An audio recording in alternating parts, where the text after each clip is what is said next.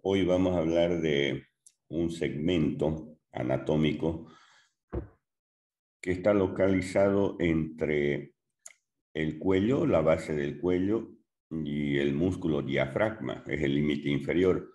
Estamos hablando del tórax, de ese segmento anatómico, donde vamos a estudiar desde los planos superficiales hasta los planos profundos. Primero vamos a estudiar el continente del tórax, la glándula mamaria, vamos a ver los músculos de la región anterolateral, los músculos intercostales, y luego nos vamos a introducir al contenido del tórax. Contenido del tórax, ahí vamos a ver el aparato respiratorio, vamos a ver parte del aparato circulatorio, también el corazón y el espacio comprendido entre los dos pulmones, que es el mediastino. Ahí lo vamos a dividir al mediastino. Entonces comenzamos por el continente y lo primero que vamos a ver es la glándula mamaria. Las glándulas mamarias son en número de dos, una derecha y otra izquierda. Puede haber glándulas mamarias supernumerarias. Existe una línea mamaria que recorre desde la región axilar hasta la región inguinal. En cualquier parte de ese trayecto puede haber líneas mamarias supernumerarias. Normalmente son un número de dos, izquierda y derecha, que tienen la forma hemisférica. Y vamos a ir comenzando a estudiar que la glándula mamaria en su parte media presenta el pezón mamario. Lo vemos ahí, el pezón mamario o papila mamaria. Ese pezón mamario tiene unos pequeños orificios que son orificios por donde sale la leche, la secreción láctea. Cuando la mujer se encuentra dando de lactar o dando de mamar, ¿no?, al recién nacido.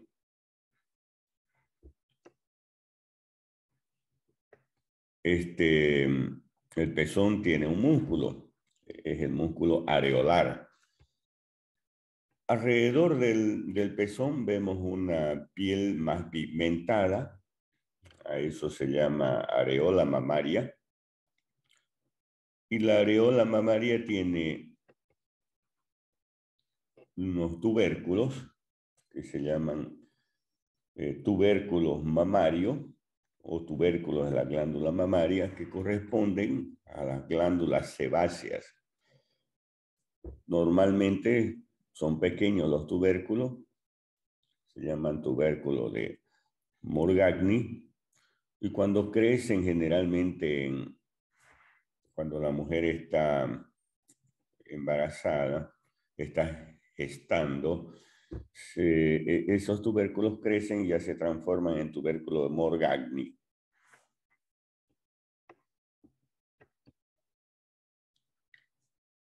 La glándula mamaria se divide en 4 cuadrantes para el estudio, ¿no? Cuadrante superolateral, cuadrante superomedial, cuadrante inferomedial y cuadrante inferolateral. Podemos nosotros afirmar que en la glándula mamaria muchas veces aparecen nódulos. Estos nódulos pueden transformarse en tumores. El tumor más frecuente en realidad de la glándula mamaria es el de la glándula mamaria en la mujer. Es decir, el cáncer más frecuente da lugar en la glándula mamaria. Después le sigue el útero. Y el tumor que más se presenta es en este cuadrante, en el cuadrante superolateral. Pero es en cualquiera de los cuadrantes que puede aparecer el tumor o cáncer de mama, generalmente en el cuadrante superolateral o superoexterno. La glándula mamaria tiene una cubierta, está cubierta por Vamos a retirar primero la piel.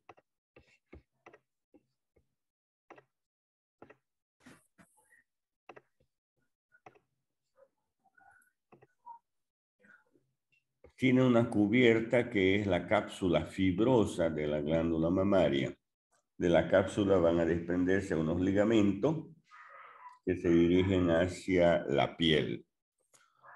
Entonces, la cápsula fibrosa que envuelve a la glándula mamaria. Porque en realidad la glándula mamaria se encuentra en el tejido adiposo, en el panículo adiposo, en el espesor del tejido adiposo. Ahí vemos el tejido adiposo de todos los cuadrantes. Si retiramos nosotros el tejido adiposo ya en el interior de la glándula mamaria, una vez retirado el tejido adiposo, vamos a ver que la glándula mamaria tiene unos lobulillos, unos lóbulos, y los lóbulos están formados por lobulillos. Esta glándula mamaria es una glándula racimada que se divide en lobulillos y en acinos. Es una glándula exócrina. Y aquí vemos los lobulillos de la glándula mamaria. Ahí es donde se está produciendo la leche. Cada lobulillo presenta unos conductos, o de los lobulillos nacen unos conductos. Se llaman conductos galactóforos. Esos conductos galactóforos van a ir a terminar a nivel del vértice del pezón mamario. Pero antes van a formar lo que se denominan los senos galactóforos, que son unas dilataciones antes de que terminen los conductos galactóforos en el pezón, forman los senos galactóforos. Y es así como está constituida la glándula mamaria. Ahora veamos cuál es la irrigación de la glándula mamaria. En la parte medial, la glándula mamaria está irrigada por la arteria mamaria interna o torácica interna, que es rama de la arteria subclavia. La mamaria interna recorre o desciende por el lado interno del tórax, detrás de los cartílagos costales, y se va a transformar en la parte inferior, ya a nivel del abdomen, en arteria epigástrica superior, que se va a anastomosar en la parte inferior del abdomen con la arteria epigástrica inferior. Otra arteria que irriga a la glándula mamaria es la arteria mamaria externa, también llamada torácica lateral. Esta es rama de la arteria axilar. Al lado encontramos otra arteria, que es la arteria subescapular, también rama de la arteria axilar, que también irriga a la glándula mamaria. Un poco más arriba vamos a encontrar un tronco que también irriga la glándula mamaria, es el tronco tóraco-acromial, también rama de la arteria axilar.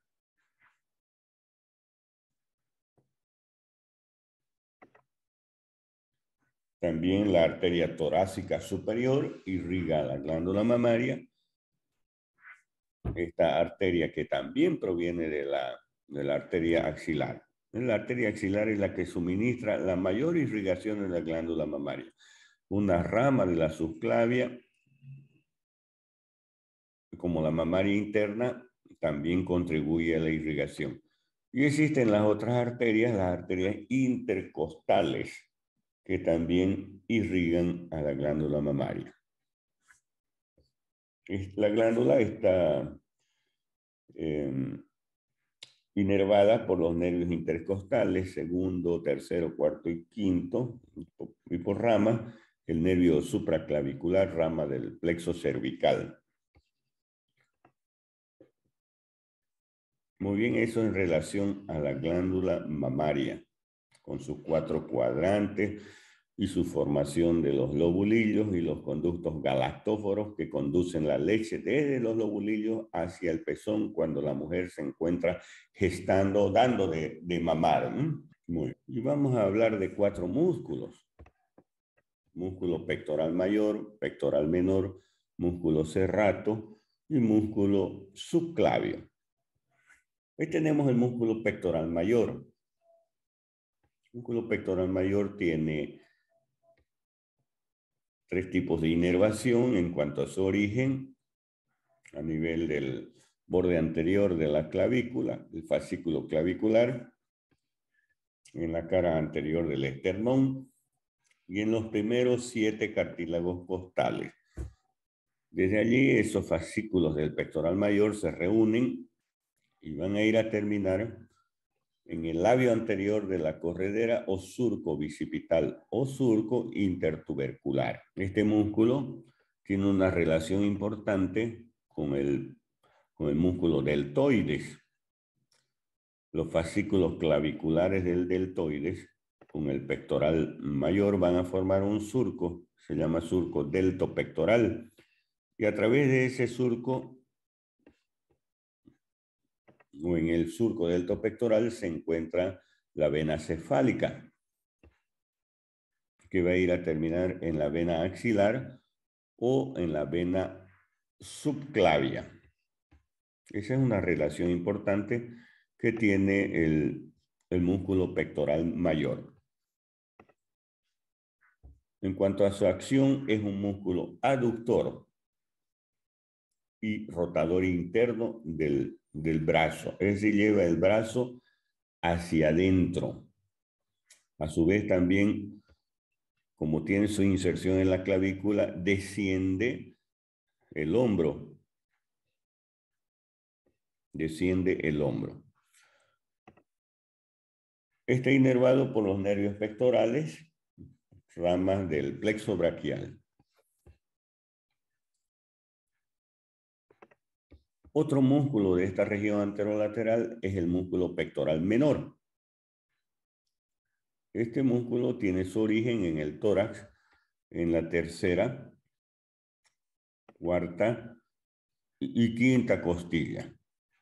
Desde allí se dirige hacia arriba y va a ir a terminar en la apófisis coracoides de la escápula. Apófisis coracoides de la escápula.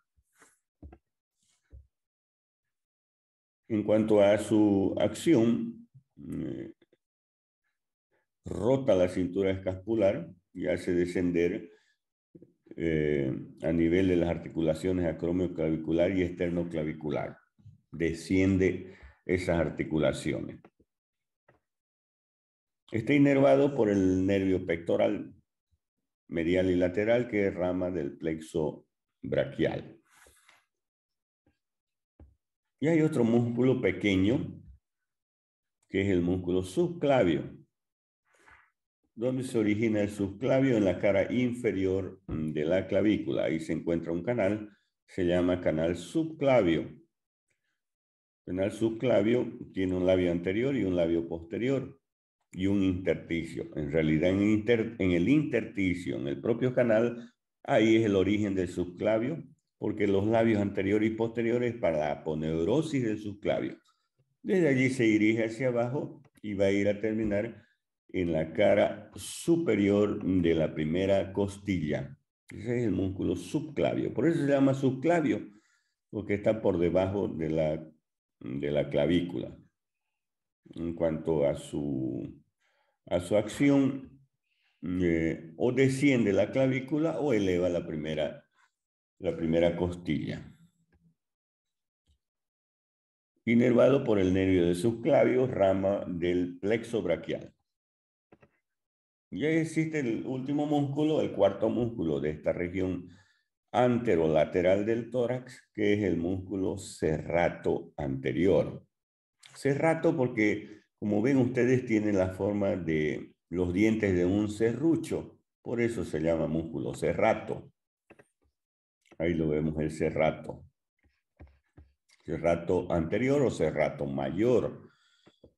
Este músculo tiene su origen también en el tórax, en las novenas o décimas costillas, es decir, en las primeras 9 o primeras 10 costillas. Muchas veces llega a insertar, generalmente se inserta o se origina en las primeras 9 costillas, pero muchas veces llega a la 10ª costilla también. Ese es el origen del músculo serrato mayor y va a ir a terminar en el borde medial de la escápula. Este músculo, algunos lo consideran músculo inspiratorio porque hace elevar las costillas en la cual se inserta, ¿no? También protruye y rota hacia arriba la cintura escapular. Eso a nivel de las articulaciones acromioclavicular y esternoclavicular. Y este músculo serrato está inervado por el nervio torácico largo. Nervio torácico largo proveniente de cervical 5 y cervical 7. Este nervio torácico largo también tiene otro nombre, se llama nervio respiratorio externo o nervio de Charles-Bell. Muy bien, esos son los músculos de la región anterolateral del tórax. Ahora vamos a ver otros músculos, que son los músculos intercostales. Los músculos intercostales se encuentran en los espacios intercostales que hay entre las costillas. Tenemos los músculos intercostales externos, intercostales internos e intercostales íntimos. Y es de afuera hacia adentro, ¿no? De lateral hacia medial. Aquí vemos los músculos intercostales externos. Estos músculos intercostales externos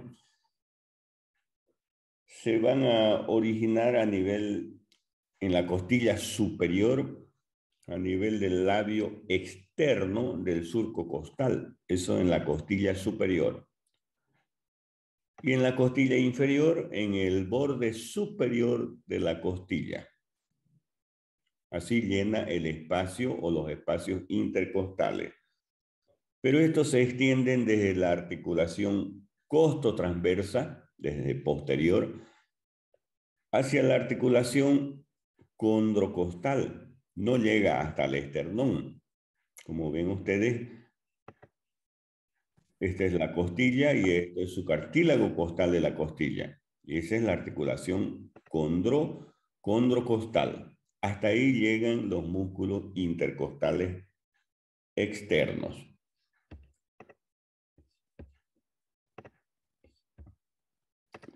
Luego hay los músculos intercostales internos.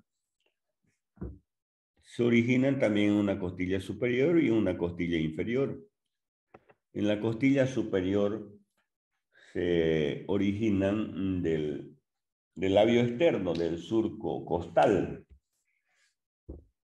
por dentro del intercostal externo. Y en la costilla inferior o costilla subyacente va a ir a terminar en el borde superior de la costilla. Estos músculos intercostales internos se extienden desde la línea media axilar al borde lateral del esternón. Llegan, como ven ustedes, hacia el esternón. Sus fibras tienen una dirección oblicua, de superior a inferior y de anterior a posterior.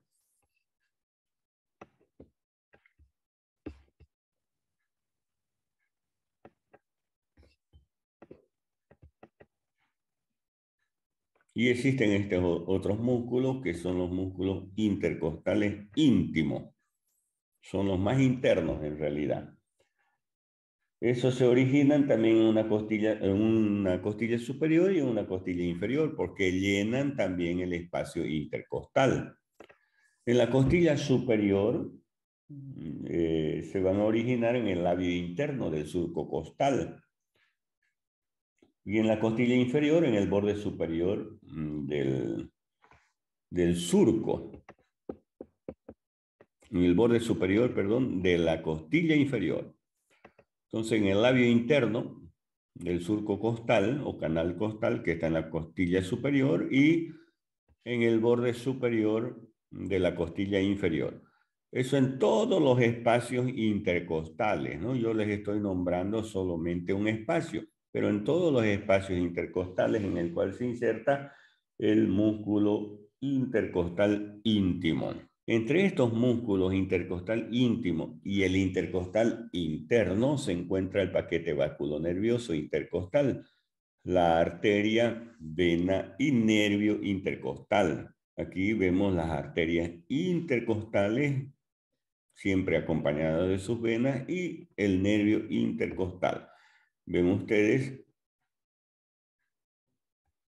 ahí la arteria intercostal, porque en la cara interna y borde inferior de cada costilla se va a formar, como vamos a ver enseguida, cuando hablemos de la costilla, se va a formar este canal que se llama canal costal. ¿Para qué sirve ese canal? Para alojar a esta arteria, la arteria intercostal, con su nervio, el nervio intercostal. Con el nervio intercostal. Y la vena intercostal, lógicamente, porque ahí se forma el paquete vasculonervioso intercostal. Entonces ahí, arteria, vena y nervio intercostal, en el surco costal. Muy bien, esos son los músculos intercostales. Existen otros músculos que se llaman músculos transversos del tórax, que lo vemos ahí, músculo transverso del tórax, unen el esternón con los cartílagos costales, tercero, cuarto, quinto y sexto cartílagos costales. Estos músculos hacen descender los cartílagos costales en el cual se insertan. Son los músculos transversos del tórax. Ahora vamos a hablar, una vez que hemos visto las partes blandas, la glándula mamaria, los músculos de la región anterolateral, músculos intercostales, vamos a hablar de la osteología del tórax. El tórax ya a simple vista vemos que tiene la forma cónica, con una base inferior y un vértice superior que corresponde a la comunicación que hay entre el cuello y el tórax.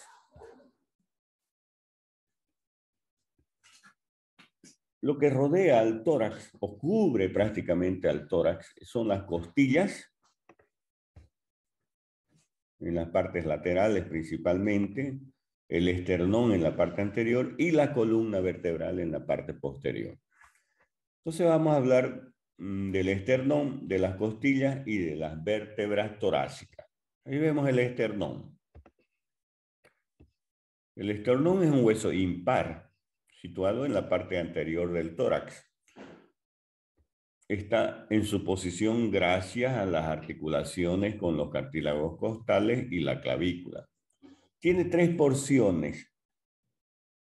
Una porción superior que se llama mango o empuñadura.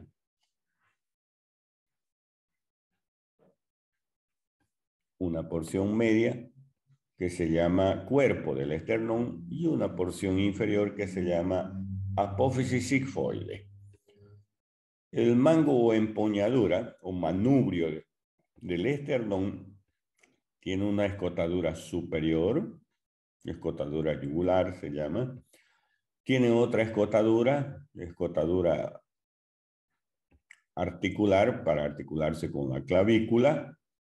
Y tiene otra escotadura costal para articularse con el primer cartílago costal.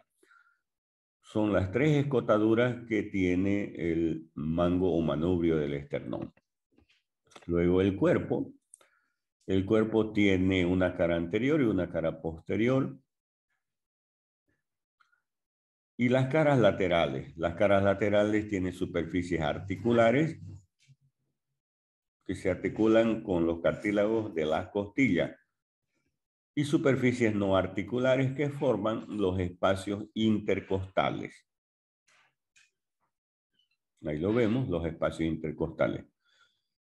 En la unión del manubrio del esternón con el cuerpo existe un ángulo que se llama ángulo de Lewis, que sirve para articularse con el segundo cartílago costal. Lateralmente al esternón se encuentran las costillas. Las costillas son el número de 24, 12 en el lado derecho y 12 en el lado izquierdo. De arriba hacia abajo, primera costilla, segunda, tercera, cuarta, y así sucesivamente hasta la número 12. Las primeras costillas, las primeras 7 costillas, se llaman costillas verdaderas, hasta la número 7, y se están articulando a través de los cartílagos costales con el esternón.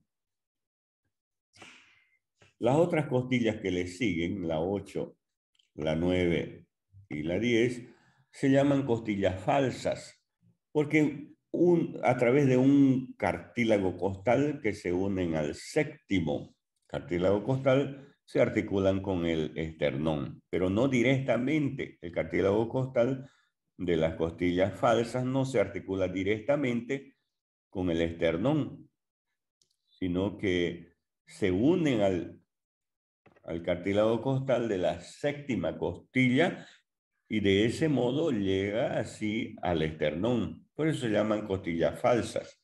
Las verdaderas se articulan verdaderamente con el esternón a través de sus cartílagos costales. Y las últimas dos costillas, la 11 y la 12, se llaman costillas flotantes. La primera costilla es la más pequeña. Después le sigue la segunda costilla y así sucesivamente van en orden creciente hasta la séptima costilla. De nuevo, desde la séptima costilla para abajo van descendiendo en orden decreciente de tamaño hasta la costilla número 12. Entre las costillas se encuentra un espacio, se llama espacio intercostal. Ahí están los espacios intercostales. Y ya sabemos que los espacios intercostales están rellenados por los músculos intercostales. Esa es la función que tienen los músculos intercostales, de rellenar y de conservar el espacio intercostal. ¿Existe alguna particularidad? La primera y la segunda costilla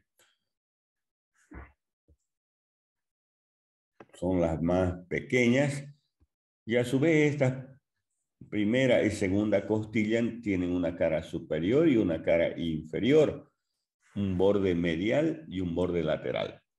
En la cara superior de la primera costilla es donde se inserta el músculo escaleno anterior y el escaleno medio. Para ello, en el escaleno anterior tiene el tubérculo del Linz-Franz.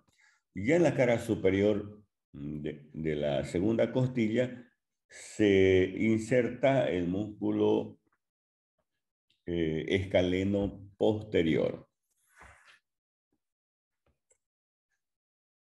Las otras costillas, vamos a separar una de ellas.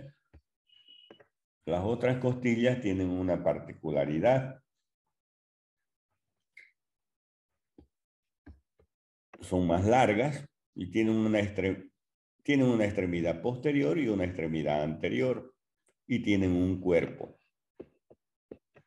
En el cuerpo vamos a observar un ángulo anterior y un ángulo posterior. La primera y segunda costilla tienen cara superior e inferior, borde medial y lateral. Las otras costillas, desde la tercera hacia abajo, ya tienen cara interna y cara externa. La cara interna es cóncava, la vemos ahí, la cara interna. Y la cara externa es convexa. Es convexa. En la cara interna vamos a encontrar el labio interno del canal costal. Y en el borde inferior vamos a encontrar el labio externo del canal costal. Entonces aquí, entre la cara interna y el borde inferior de cada costilla existe el canal costal. que sirve para alojar al paquete vasculonervioso intercostal, arteria intercostal, nervio intercostal y las venas intercostal. Y ahí en esos labios es donde se originan los músculos intercostales internos, intercostal externo y el intercostal íntimo. Y van a ir a terminar en el borde superior de cada costilla. El extremo posterior de las costillas, ahí vemos el extremo posterior o extremo vertebral,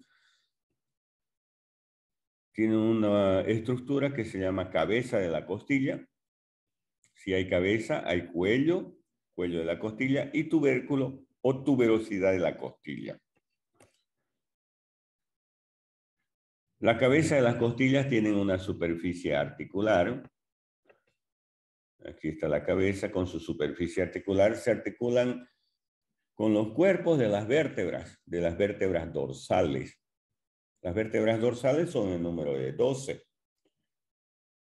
La primera costilla se va a articular con la primera vértebra dorsal. Las últimas costillas con la dorsal número 12.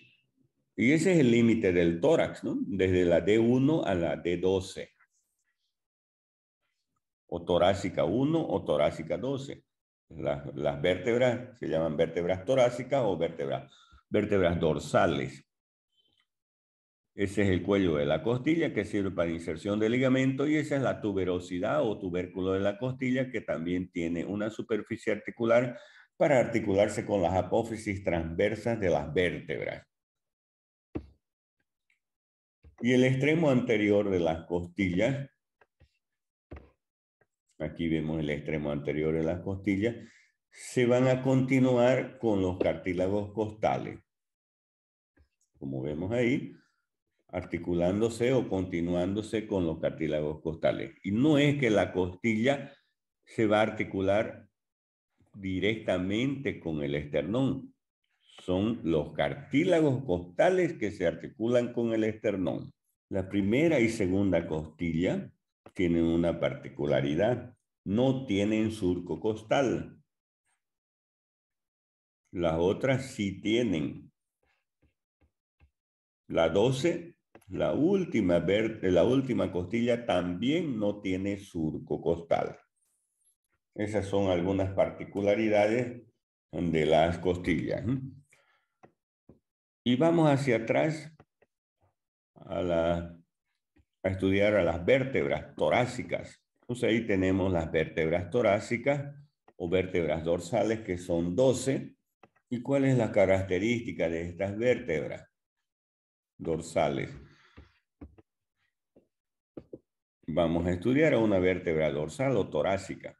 Tienen un cuerpo vertebral, también tienen un agujero vertebral de forma circular para dar paso a la médula espinal y sus envolturas. Tienen unas apófisis, las apófisis espinosas. Tienen apófisis articulares superiores que miran hacia atrás y tienen apófisis articulares inferiores que miran hacia adelante. Se articulan con la vértebra suprayacente e infrayacente, ¿no? Las superiores con la vértebra suprayacente y las apófisis articulares inferiores con la vértebra infrayacente. También tienen apófisis transversa, tienen lámina y tienen pedículo. Como todas las vértebras, esas son las características generales de las vértebras. Las vértebras torácicas también tienen características particulares. ¿Cuáles son las características particulares de las torácicas que nos hace diferenciar de una vértebra cervical o lumbar? Ya vemos el cuerpo que tiene una superficie articular para articularse con la cabeza de las costillas. El agujero vertebral de forma circular. Las apófisis articulares superiores miran hacia atrás y las inferiores hacia adelante. Las apófisis transversas tienen una carilla articular, también las apófisis transversas, para articularse con la tuberosidad o tubérculo de la costilla. Las apófisis espinosas tienen una dirección oblicua, sus láminas de forma cuadrangular y sus pedículos, que no tienen ninguna particularidad. Lo que más llama la atención son las superficies articulares en el cuerpo y las apófisis transversas para las costillas. Esas son las características particulares de las vértebras. Pero hay una vértebra que tiene una característica individual. Es la primera vértebra dorsal. Esta es la primera vértebra dorsal. Muchas veces la primera vértebra dorsal tiene, al igual que las apófisis o las vértebras cervicales, recuerden que las cervicales tienen los ganchos o apófisis semilunares en su cara superior de los cuerpos. También la primera vértebra dorsal tiene ganchos o apófisis semilunares o apófisis unciforme también llamada. Esa es la característica de la primera vértebra dorsal. Y la vértebra dorsal número 12 es llamada vértebra diafragmática, porque ahí se insertan los pilares del diafragma. Entonces, eso es en relación a las vértebras. Y ese es el continente. Ahora nos vamos a introducir al contenido. ¿Qué es lo que hay en el contenido? En el contenido vamos a encontrar al aparato respiratorio y al aparato cardiocirculatorio y otras estructuras. Ahí vamos a ver a los pulmones, pulmón izquierdo, pulmón derecho, y entre los dos pulmones un espacio, como vemos aquí. Ese espacio localizado entre los dos pulmones se llama mediastino. Mediastino. Ese mediastino, que es el espacio comprendido entre los dos pulmones, está delimitado de la siguiente manera. Por delante, pues el esternón y los cartílagos costales. Por detrás, por la columna vertebral. A los laterales se encuentran las pleuras pulmonares. Aquí, lateralmente, se encuentran las caras internas de los pulmones con sus pleuras pulmonares. En la parte inferior vamos a encontrar un músculo. Se llama músculo diafragma. Ahí está el músculo diafragma, que es el límite inferior del mediastino. Y el límite superior del mediastino es la base del cuello. En realidad es un conducto que comunica el cuello con el tórax, ¿no? Es ficticio prácticamente, ¿no? Da paso por ahí a estructuras anatómicas, ¿no? Esos son los límites del mediastino. El mediastino se divide en dos partes, mediastino superior y mediastino inferior. ¿Cuál es el límite de esto, del mediastino superior y del mediastino inferior? El límite es la cuarta vértebra torácica. Por encima de la cuarta vértebra torácica se llama mediastino superior y por debajo de la cuarta vértebra torácica o dorsal se llama mediastino inferior. Entonces, en la parte superior, en el mediastino superior, ahí vamos a encontrar, después vamos a ir estudiando uno por uno, el arco aórtico, los troncos brachiocefálicos, tronco brachiocefálico arterial, tronco brachiocefálico venoso, las arterias carótidas comunes, las arterias subclavia izquierda principalmente, la parte superior de la vena cava superior, el conducto torácico, los nervios vagos, laríngeos, recurrente, nervio frénico, la tráquea, el esófago, el timo, nódulos linfáticos, todo eso hay en el mediastino superior. Ya el mediastino inferior se va a dividir en tres: mediastino anterior, mediastino medio y mediastino posterior. Y aquí vemos desde abajo al mediastino inferior, que se divide en mediastino anterior, mediastino medio y mediastino posterior. El mediastino anterior, ¿cómo está delimitado el mediastino anterior? Por los cartílagos costales y por el esternón, el plastrón condrocostal y por la cara anterior del pericardio del corazón. Ese es el límite del mediastino anterior. ¿Qué es lo que hay en el mediastino anterior? ¿O cuál es el contenido del mediastino anterior? El ligamento externo pericárdico es un ligamento que viene del esternón al pericardio. Por ramas de la arteria torácica interna, el timo en la parte superior y los nódulos linfáticos, ¿no? Ese es el mediastino anterior. El mediastino medio, ¿cómo está delimitado? Por el corazón, por la parte anterior del pericardio y la parte posterior del pericardio. ¿Qué contiene el mediastino medio? Contiene al corazón, a los nódulos linfáticos, porción descendente de la aorta, la bifurcación de la tráquea, la porción inferior de la vena cava superior, las venas ácido, venas pulmonares, nervios frénicos, plexo cardíaco, los bronquios principales. Todo eso hay en el mediastino medio. ¿Y qué hay en el mediastino posterior? Mediastino posterior, delimitado anteriormente. Vamos a ver el límite. Este mediastino está delimitado por la división de la tráquea. Es decir, entre el mediastino medio y el mediastino posterior, ¿no? Está la división de la tráquea o la bifurcación de la tráquea. Entonces, por delante la división de la tráquea y por detrás la columna vertebral.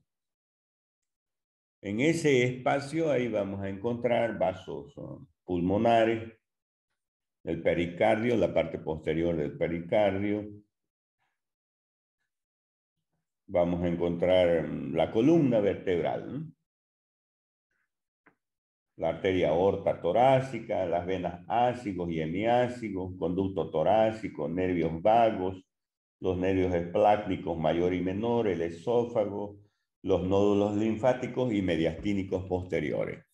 Entonces vean ustedes, hemos dividido al mediastino en mediastino superior, mediastino inferior, y el inferior lo hemos dividido en mediastino anterior, mediastino medio y mediastino posterior. Y el contenido de cada uno de esos espacios. Bien, ahora vamos a estudiar la tráquea, que es prácticamente una estructura que pertenece al aparato respiratorio. El aparato respiratorio. La tráquea es continuación de la laringe en la región cervical. Luego la tráquea se introduce al tórax a través del orificio superior del mediastino o del tórax, se introduce al tórax y se va a dividir en bronquio, bronquio izquierdo y bronquio derecho. ¿De dónde a dónde se extiende la tráquea? Se extiende desde la sexta vértebra cervical hasta la división de la tráquea, que es a nivel de la cuarta vértebra dorsal. Ese es el límite de la tráquea. ¿Cómo está constituida la tráquea? Por cartílagos. Y ahí vemos los cartílagos traqueales, que son en número de 16 a 20, los cartílagos traqueales. En la parte posterior, la tráquea, esos cartílagos costales están unidas por una membrana traqueal. Los cartílagos de la tráquea, ¿no? Cartílagos de la tráquea, número de 16 a 20. Y ahí se encuentran los ligamentos anulares que unen estos cartílagos en la parte anterior y lateral. La tráquea es un conducto, un tubo cilíndrico que conduce el aire que respiramos hasta los bronquios y hasta los pulmones, ¿no? Tiene dos porciones, una porción cervical y una porción torácica, la tráquea. Presenta dos impresiones, una impresión tiroidea. La impresión tiroidea debido a la glándula, a los lóbulos de la glándula tiroides. Y una porción aórtica, ya eso es a nivel del tórax, la impresión aórtica debido a la arteria aorta, al callado de la aorta, ¿no? Esas son las dos impresiones que tiene la tráquea. La tráquea tiene una cara anterior, tiene una cara posterior y tiene caras laterales. La cara anterior está en relación con la bifurcación del tronco pulmonar, con el arco aórtico, con los troncos brachiocefálicos, con las arterias carótidas. La cara posterior está en relación con el esófago.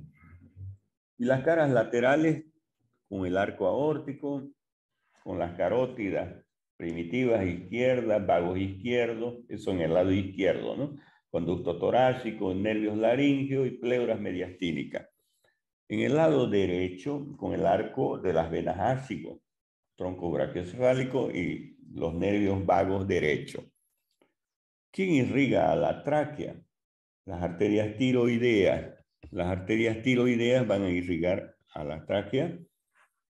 Tiroideas, las arterias torácicas internas, arterias bronquiales. Inervado por los nervios vagos y el plexo pulmonar. La tráquea se divide a nivel de la dorsal 4 en bronquio izquierdo y bronquio derecho. El bronquio derecho se va a dirigir al pulmón derecho y el bronquio izquierdo se va a dirigir al pulmón izquierdo. En la parte interna de la tráquea existe un espolón que se llama la carina traqueal. La carina traqueal representa la división de la tráquea. Ahí están los bronquios, en este caso el bronquio derecho, y ahí vemos el bronquio izquierdo. Ahí están los dos bronquios. El bronquio derecho es más grueso. El bronquio izquierdo es más delgado. El bronquio derecho tiene una dirección verticalizada. Es más rectilíneo. De mayor calibre. El bronquio izquierdo tiene una dirección más horizontalizada.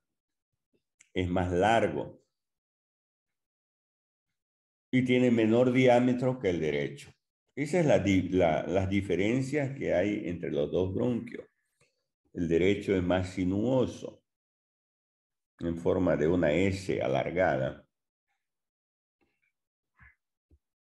Y los bronquios van a terminar a nivel de los pulmones. Ahora, estudiando los pulmones, existen dos estructuras donde se realiza el intercambio del oxígeno con dióxido de carbono, localizadas a nivel del tórax y que sus caras mediales corresponden a la formación del mediastino. Entonces, los pulmones miden de longitud 25 a 30 centímetros. A nivel de las bases, tiene un promedio de 10 centímetros. Tienen una forma cónica. Tienen una forma cónica los pulmones, de vértice superior y de base inferior. Para su estudio, tienen una cara externa, una cara interna, un borde anterior y un borde posterior. Tienen un peso los pulmones, 600 gramos el pulmón izquierdo y 700 gramos el pulmón derecho. El vértice, como vemos aquí, sobresale prácticamente el borde superior de la primera costilla. Tiene una partecita los pulmones que corresponden a la porción cervical. El pulmón derecho se diferencia del pulmón izquierdo porque tiene dos fisuras o dos surcos, un surco horizontal y un surco oblicuo, que divide el pulmón derecho en lóbulo superior, en lóbulo medio y lóbulo inferior. En cambio, el pulmón izquierdo solamente tiene una fisura, que es la fisura horizontal, que divide al pulmón izquierdo en lóbulo superior y lóbulo inferior. Este pulmón izquierdo carece de lóbulo medio. Cuando los bronquios ingresan a los pulmones, se van a dividir estos bronquios en bronquios lobales. Para el pulmón derecho va a haber tres bronquios lobales: bronquio lobal superior, bronquio lobal medio y bronquio lobal inferior, porque tiene tres lóbulos. En cambio, para el pulmón izquierdo va a haber dos bronquios lobales: bronquio lobal superior y bronquio lobal inferior. Vean entonces ya los bronquios se van a dividir en bronquios lobales para los lóbulos, llevando la oxigenación a los lóbulos. Y ya estos bronquios lobales se van a dividir en segmentos bronquiales. Entonces aquí tenemos el bronquio lobal superior, el bronquio lobal medio y el bronquio lobal inferior. El bronquio lobal superior se va a dividir en segmento apical o en bronquio segmentario apical, bronquio segmentario anterior y bronquio segmentario posterior. Eso para el lóbulo superior. El bronquio lobal medio se va a dividir también en segmentos bronquiales. Segmento bronquial medial y segmento bronquial lateral. Y el bronquio lobal inferior se va a dividir en 5 segmentos: en bronquio segmentario basal anterior, bronquio segmentario basal medial, bronquio segmentario superior, bronquio segmentario basal lateral y basal posterior. Entonces, superior, basal medial, basal lateral, basal anterior y basal posterior. Esos son los 5 segmentos con bronquio segmentario del lóbulo inferior del pulmón derecho. Nos vamos al pulmón izquierdo. ¿Cómo es que se dividen los bronquios? Sabemos que existen dos lóbulos, ¿no? Entonces, el pulmón izquierdo se divide, ese es el bronquio principal, ¿no? Bronquio principal, que tiene un segmento extrapulmonar e intrapulmonar. Y el bronquio principal izquierdo se divide en bronquio lobal superior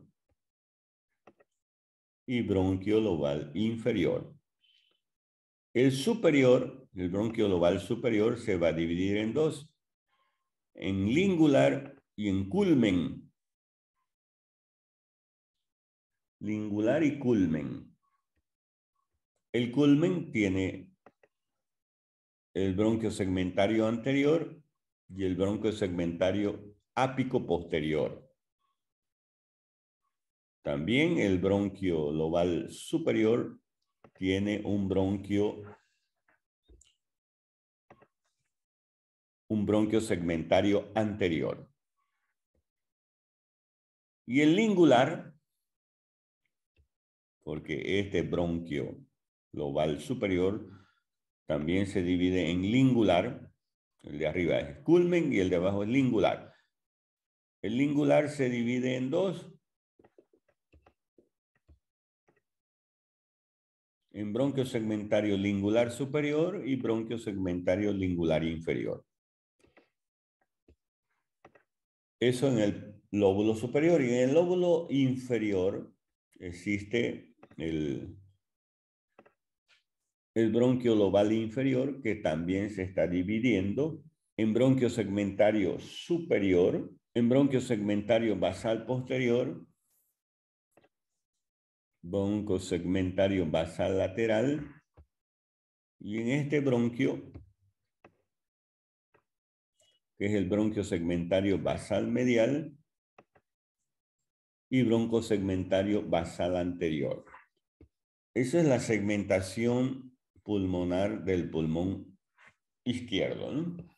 Entonces vean ustedes cómo la tráquea se ha dividido en bronquios, bronquios extrapulmonares y bronquios intrapulmonares.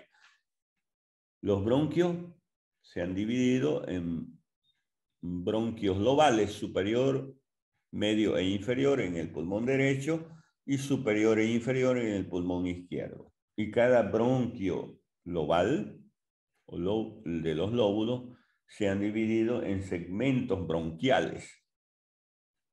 Y ya esos segmentos bronquiales se van dividiendo también en los lobulillos de los pulmones, en bronquios supralobulillares antes de entrar a los lobulillos de los pulmones y en bronquiolos supralobulillares y bronquiolos intralobulillares, está dentro del lobulillo.